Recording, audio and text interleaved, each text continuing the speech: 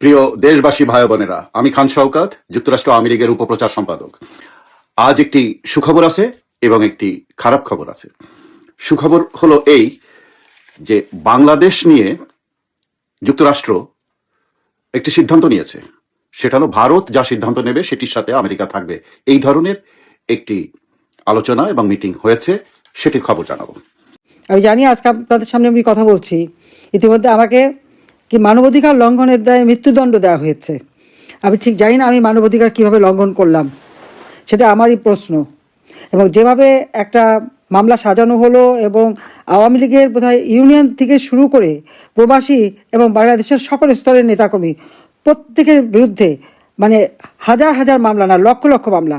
যে আওয়ামী লীগ বাংলাদেশের স্বাধীনতা এনে দিয়েছে সেই আওয়ামী লীগকে নিষিদ্ধ ঘোষণা করা, আওয়ামী লীগের নিবন্ধন বাতিল করা, আর তারপরে আমি সহ আমাদের অনেক নেতাকর্মী, প্রায় 1.5 লক্ষের মতো নেতাকর্মী তো কারাগারে, এবং প্রতিদিন আমাদের নেতাকর্মীদের গ্রেপ্তার অথবা খুন করা হচ্ছে। যুক্তরাষ্ট্র থেকে খেপে গিয়েছে আওয়ামী লীগের নেতা। আসসালামু আলাইকুম সম্মানিত দর্শক, ভিডিওটা যে যেখান থেকে প্লে করেছেন তাদেরকে অসংখ্য অসংখ্য ধন্যবাদ। সম্মানিত দর্শক, প্রথমে আপনাদের মাঝে অল্প একটু ভিডিও দেখিয়েছি, সম্পূর্ণ ভিডিওটা আমি আপনাদেরকে দেখাচ্ছি। সম্মানিত দর্শক, সম্পূর্ণ ভিডিওটা দেখে আপনাদের মূল্যবান মন্তব্য দর্শক কমেন্ট বক্সে কমেন্ট করে জানিয়ে যাবেন। এবার ভয়ঙ্করভাবে খেপে গেলেন যুক্তরাষ্ট্র থেকে আওয়ামী লীগের একজন নেতা। সম্মানিত দর্শক, তিনি লাইভে এসে যে হুঙ্কার দিয়েছে তাদের সাবেক প্রধানমন্ত্রী শেখ হাসিনাকে নিয়ে। প্রিয় দর্শক, আপনারা জানেন সাবেক প্রধানমন্ত্রী শেখ হাসিনাকে কিন্তু বাংলাদেশ ট্রাইব্যুনাল থেকে মৃত্যুদণ্ড রায় দিয়েছে। রায় দেওয়ার পর থেকে কিন্তু ব্যাপকভাবে সমালোচনা সৃষ্টি করেছে সারা বিশ্ব।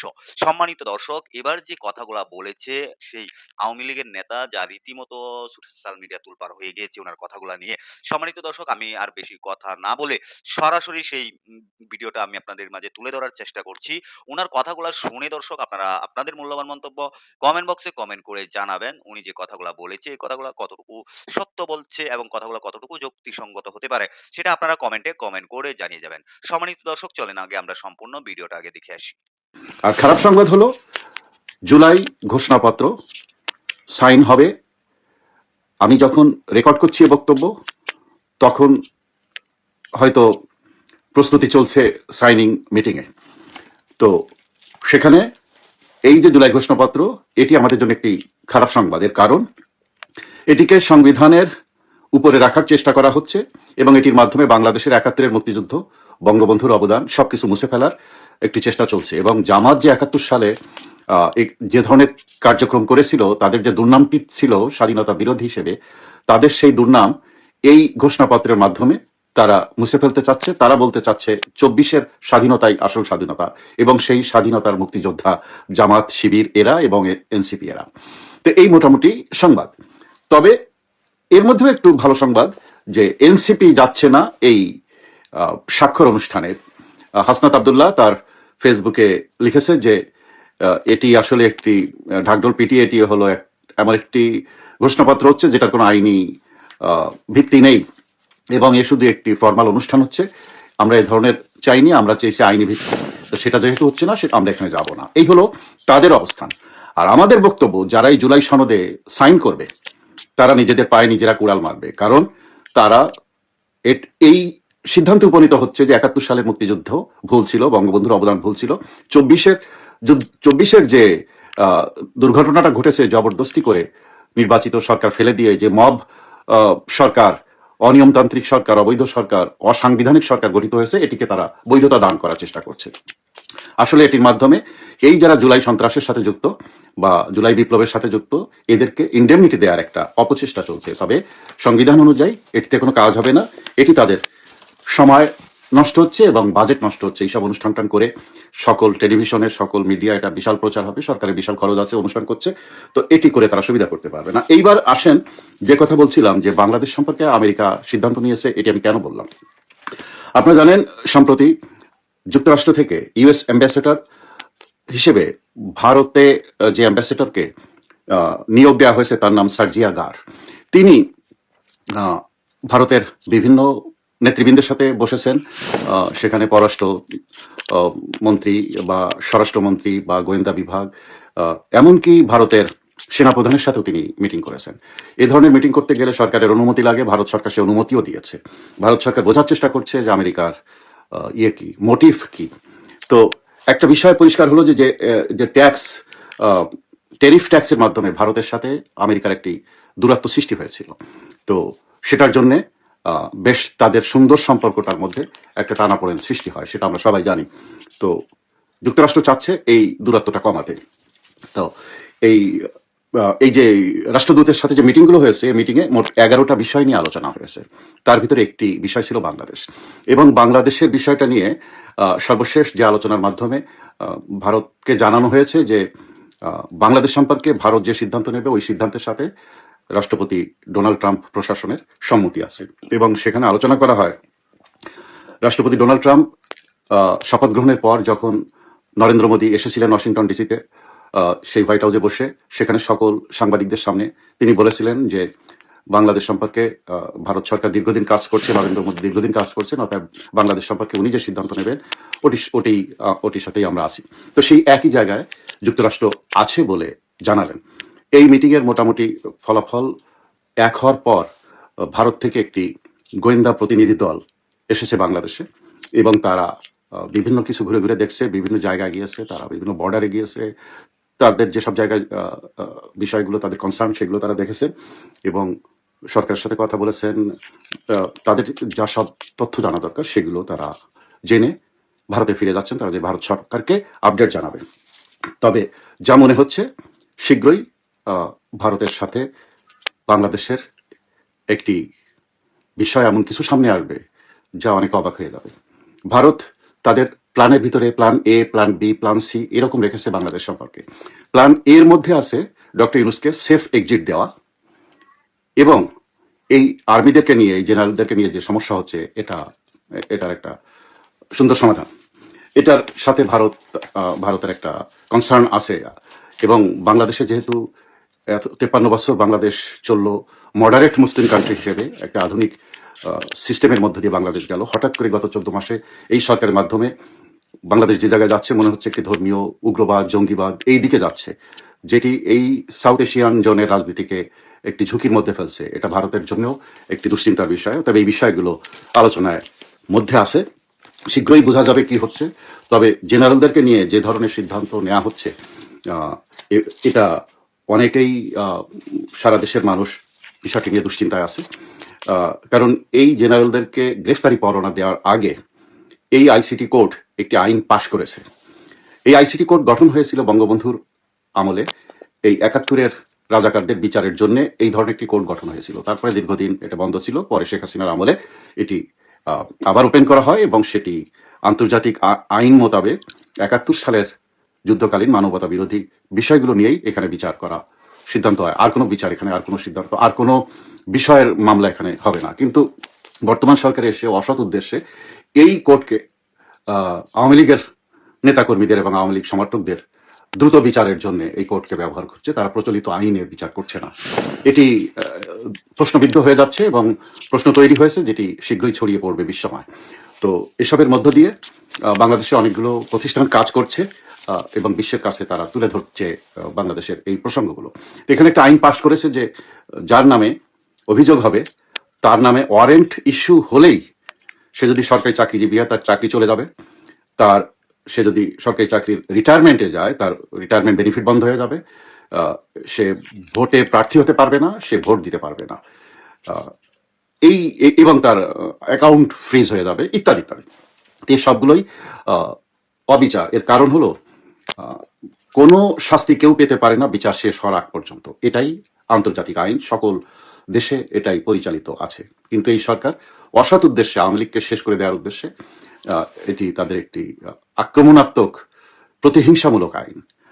আইনের ভিতরে বৈষম্য থাকলে সেই আইন গ্রহণযোগ্য হয় না। তো এসব মিলিয়ে পরিস্থিতি যেদিকে যাচ্ছে তাতে ডক্টর ইউনূস এবং এই সরকারের বিদায় খুব শীঘ্র এসে গেছে। 21 তারিখে এবং 22 তারিখে অক্টোবরের এই দুটি তারিখ অত্যন্ত মূল্যবান। একদিনে হলো এই জেনারেলদেরকে 22 তারিখে জেনারেলদেরকে হাতে হ্যান্ডকাপ পরিয়ে পুলিশের পিজন ভ্যানে করে আদালতে হাজির হওয়ার ডেট আছে, আর 21 তারিখে তত্ত্বাবধায়ক সরকার বিষয়ক রায় আছে। তো এই 22 তারিখের ঘটনা কোন দিকে যায়? প্রধান উপদেষ্টা বাংলাদেশে ফিরেছেন ইতালি সফর করে, এবং সেনাপ্রধান তার সাথে দেখা করেছেন।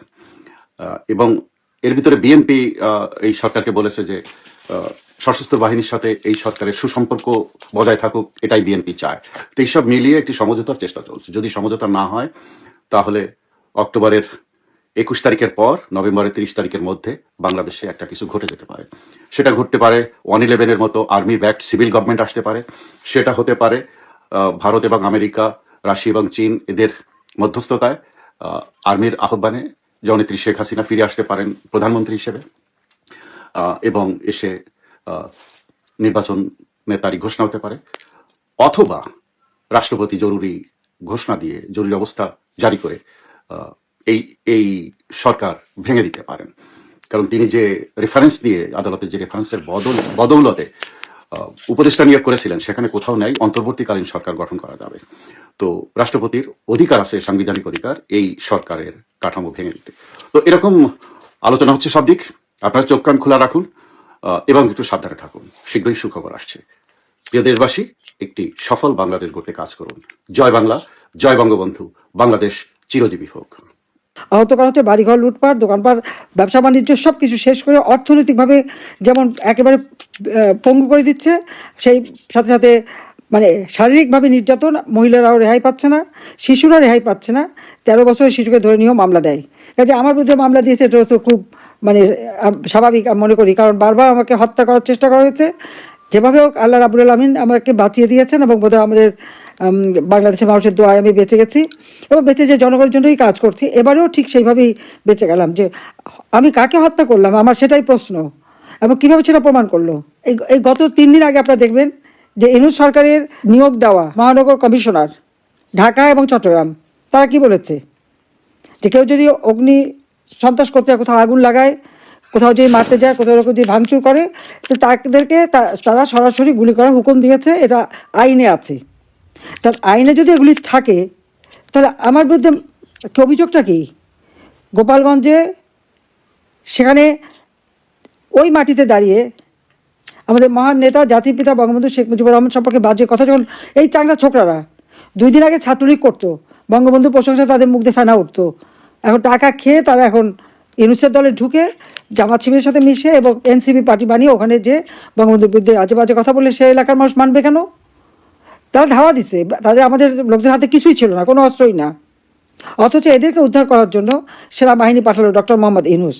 সেনাপ্রধানকে হুকুম দিল, তারা সেনাবাহিনী পাঠালো, সরাসরি গুলি করার হুকুম দিয়ে দিল ইউনূস, এবং তারা সরাসরি গুলি করে একেবারে যারা ইউনূসের একটা দোকানে কাজ করতে ছিল দাঁড়ানো বা একটা ছাত্র যুবলীগের একজন নেতা, এদেরকে সরাসরি গুলি করে তো মারলই, মাটিতে ফেলে পা দিয়ে গলার মধ্যে সেই আর্মি বুট দিয়ে পাড়া দিয়ে হত্যা করলো।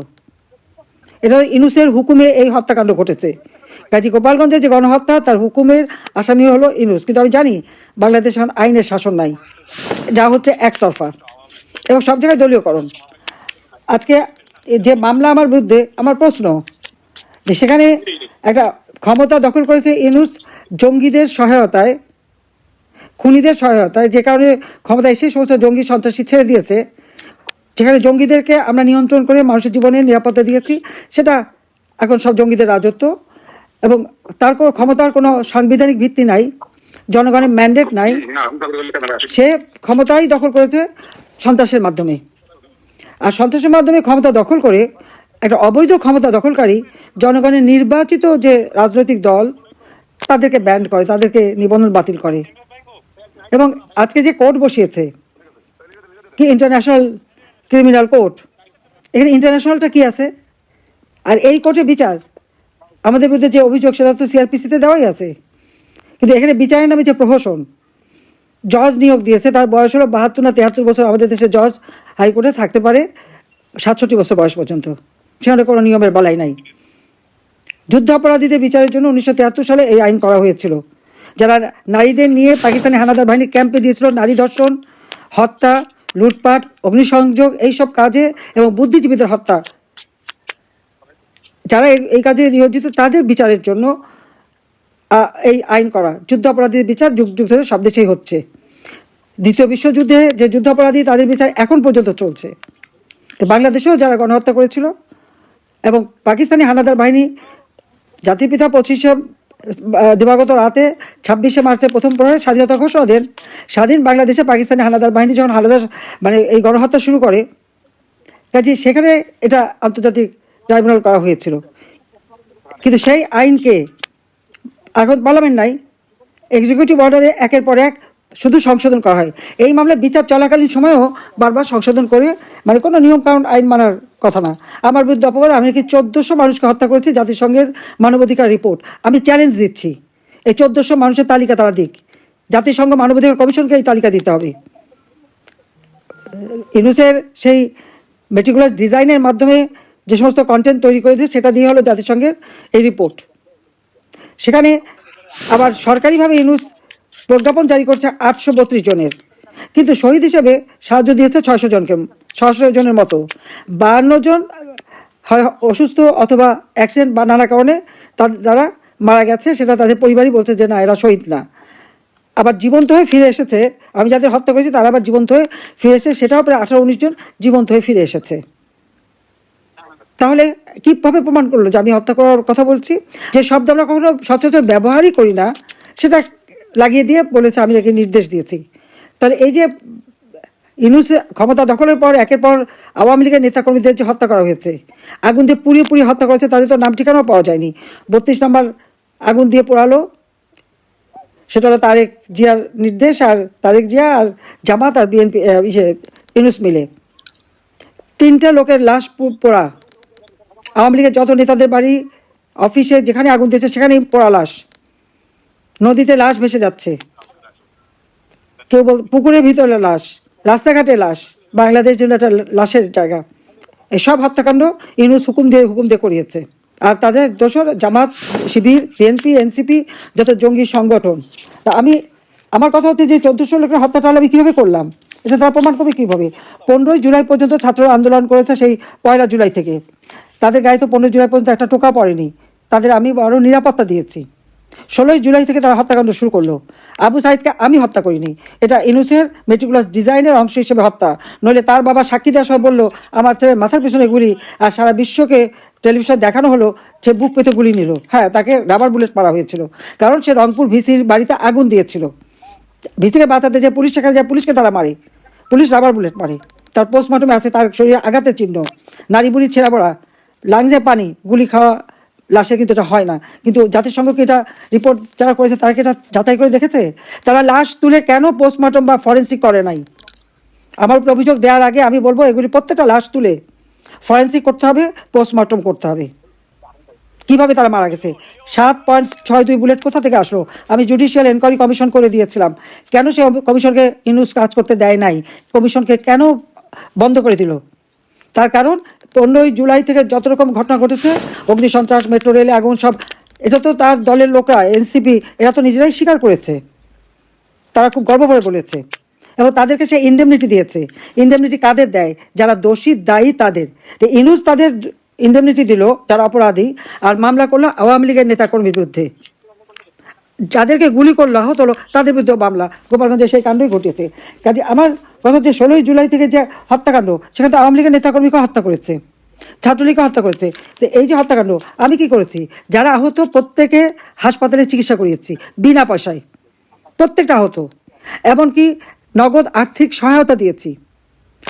5 তারিখ পর্যন্ত আমি 34টা লাশ যখন এসেছে, আমি প্রত্যেকটা পরিবার, আবু সাইদের পরিবার থেকে শুরু করে, মুগ্ধর পরিবার থেকে শুরু করে, গণভবনে ডেকে তাদের সান্ত্বনা দিয়েছি, আর্থিক সহায়তা করেছি এবং কথা দিয়েছিলাম জুডিশিয়াল এনকোয়ারি কমিশন গঠন করব। 18 জুলাই আমি এনকোয়ারি কমিশন গঠন করেছি হাইকোর্টের জজকে দিয়ে, তারা তদন্ত শুরু করলো। 8 তারিখে ইউনূস ক্ষমতা নিয়ে এসেই তাদেরকে সম্পূর্ণ জুডিশিয়াল এনকোয়ারি কমিশন বাতিল করে দিল। কাজে এই যে অবৈধ সরকার, তাদের অবৈধ সিদ্ধান্ত, এ সবই বাতিলযোগ্য, এটা কোনো কার্যকারিতা নাই। কাজে এদের হাত থেকে দেশকে রক্ষা করতে হবে। এরা বাংলাদেশের অর্থনীতি ধ্বংস করেছে, মেয়েদের কোনো অধিকার নাই। আজকে যত অধিকার মেয়েদের দিয়েছিলাম তা কেড়ে নিয়েছে। এখন জঙ্গিদের শাসন শুরু হয়েছে। আসলে জামাত তো একটা জঙ্গি সংগঠন। আমি জানি না আমেরিকানরা কেন তাদেরকে এত পছন্দ করে। এরা তো সবসময় ওই হত্যা, খুন, জঙ্গি, এটাই তো তাদের কাজ। আর এদের সাথে আরও জঙ্গি সংগঠন সব যুক্ত হয়েছে। বাংলাদেশটা আজকে জঙ্গিদের অভয়ারণ্য। নেতাকে ডক্টর মোহাম্মদ ইউনূস, তার নেতৃত্বে আজকে বাংলাদেশের অর্থনীতি, সামাজিক নিরাপত্তা, নারীর নিরাপত্তা, শিশুদের নিরাপত্তা সব শেষ। কারো কোনো নিরাপত্তা নাই, আইন নাই, বিচার নাই, আইনের শাসন নাই, এবং লাঠি সোঁটা, অস্ত্র, চাপাতি, চাইনিজ কুড়াল এই দিয়ে মানুষকে হত্যা করে করে চিফ জাস্টিস থেকে শুরু করে সবাইকে সরিয়ে দিয়েছে। মানবাধিকার কমিশনকেও তারা এরকম ধাওয়া দিয়ে বের করে দিয়েছে।